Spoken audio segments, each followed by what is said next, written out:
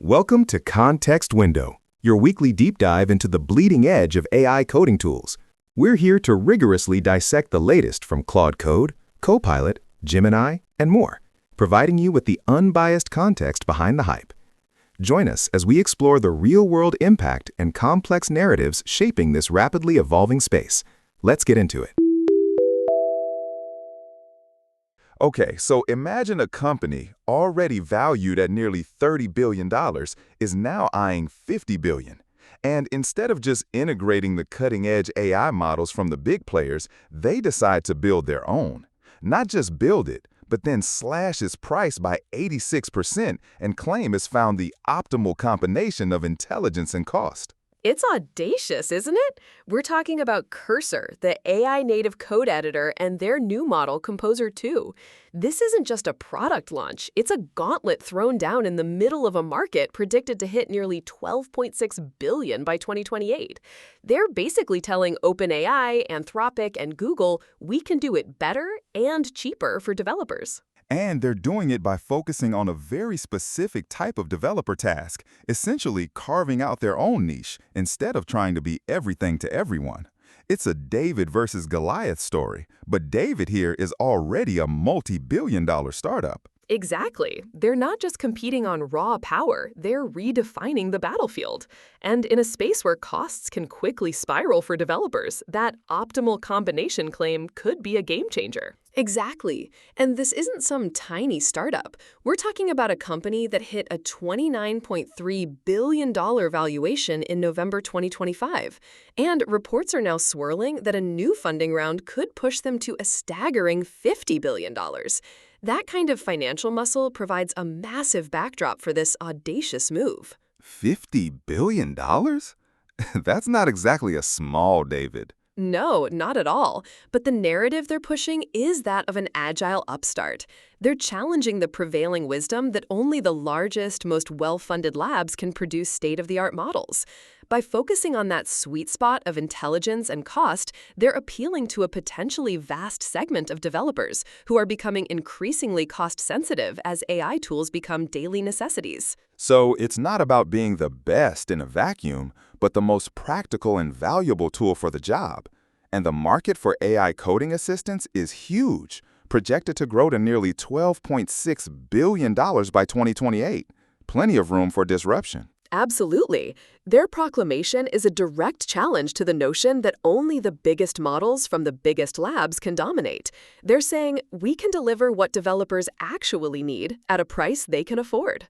So it's not about being the best in a vacuum, but the most practical and valuable tool for the job. And the market for AI coding assistants is huge, projected to grow to nearly $12.6 billion by 2028. Plenty of room for disruption. Absolutely. Their proclamation is a direct challenge to the notion that only the biggest models from the biggest labs can dominate. They're saying we can deliver what developers actually need at a price they can afford.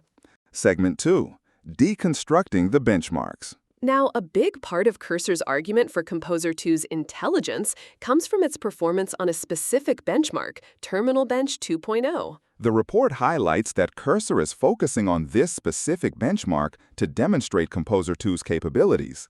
This is a strategic move. As the report notes, Cursor's focus on a specific developer-centric benchmark can carve out a significant niche. So they're making a strong case for being competitive by focusing on what matters to their target audience. But what is Terminal Bench 2.0?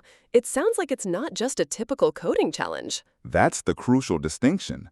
The report emphasizes that Cursor is using this benchmark to reinforce its position as a developer-focused alternative. By choosing a benchmark that aligns with their specific use case, they're highlighting their model's practical capabilities. So it's trying to simulate real-world developer workflows much more closely. Exactly. They're not just chasing abstract performance metrics, they're focusing on the practical capabilities that matter most to their user base. However, and the report stresses this, it's essential to approach all benchmarks with critical curiosity. No single benchmark can capture the full spectrum of software development. Right. Different models excel at different things. So Cursor isn't claiming to have the most powerful model overall, but one that's exceptionally good at specific tasks and at a compelling price point. That's precisely the narrative they're crafting: pragmatic excellence. This selective use of benchmarks is a key part of their marketing and competitive strategy, highlighting where they shine. Segment 3, the secret sauce, specialized training. So, how are they achieving this performance, especially given the cost efficiency they're claiming? The report mentions a specialized training methodology. It sounds technical, but it boils down to highly focused, specialized training. Large language models like GPT are trained on the entire internet, vast, diverse data. That gives them incredible breadth. Cursor, on the other hand, is likely taking an already powerful base model and then continuing to train it specifically on a massive corpus of high-quality code and development-related data. So, instead of trying to teach it everything, they're making it an absolute expert in one field. Precisely. It's like sending someone to medical school after they've already got a general science degree. They're deepening its expertise in a very specific domain. This specialized training allows a more focused company like Cursor to potentially compete with the AI behemoths. Instead of trying to boil the ocean by creating a model that knows everything, they're creating a model that's an expert in the specific domain of software development. The report suggests this specialized approach is not only key to its performance, but also a significant factor in its cost efficiency. Because if you narrow the training focus, you can achieve better results with less computational overhead, and that saving can be passed on to users. That really brings us to their pricing strategy. Segment 4, the price war gambit. This is where things get really interesting and potentially disruptive. Composer 2's pricing is aggressive. The report mentions an aggressive pricing strategy. That's not a tweak. That's a massive price drop. This is a clear shot across the bow of the entire industry. In a market where AI costs can quickly escalate, especially for individual developers or smaller teams, that kind of price cut has to be incredibly appealing. It's a powerful incentive to switch. Absolutely. The key question, as the report points out, is how they achieve such a drastic reduction.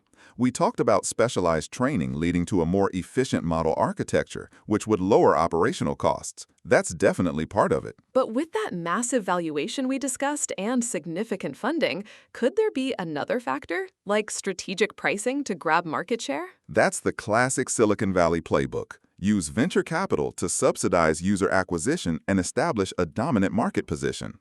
The report suggests Cursor may be willing to accept lower margins in the short term for that long-term gain. This could genuinely trigger a price war in the AI coding tool market.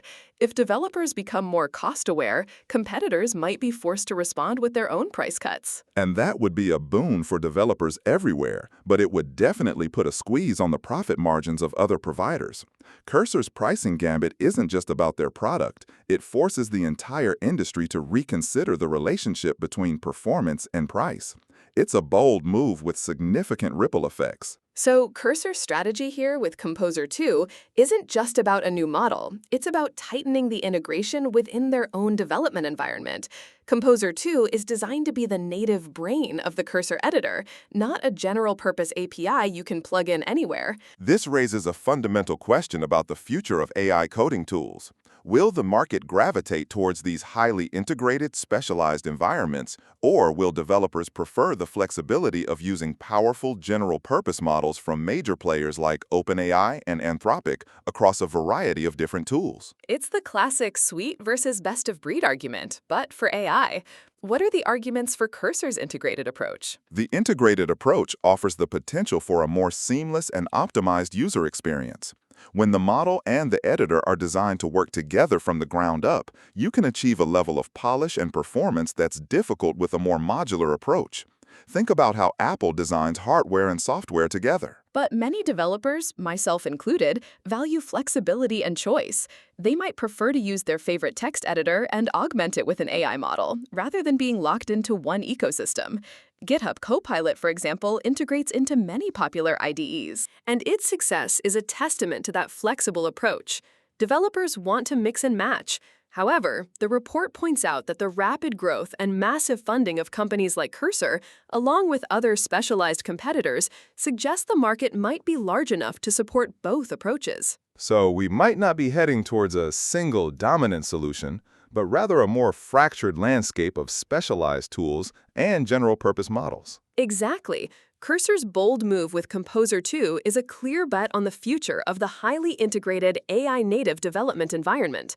The coming months will reveal if this bet pays off and how the established giants of the industry will respond to this kind of vertical integration strategy.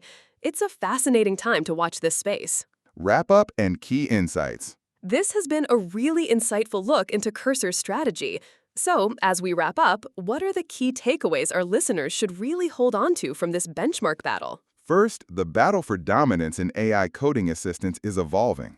It's no longer just about raw power. It's a more nuanced consideration of the balance between performance and cost. Cursor is making a strong play here. That makes sense. Intelligence for the sake of intelligence isn't always practical.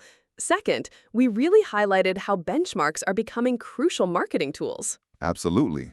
It's vital for users to understand what these benchmarks actually measure to cut through the hype and make informed decisions. Don't just look at abstract performance. Look at what the benchmark truly represents for your workflow. And third, Cursor's strategy underscores that specialization is a viable path forward.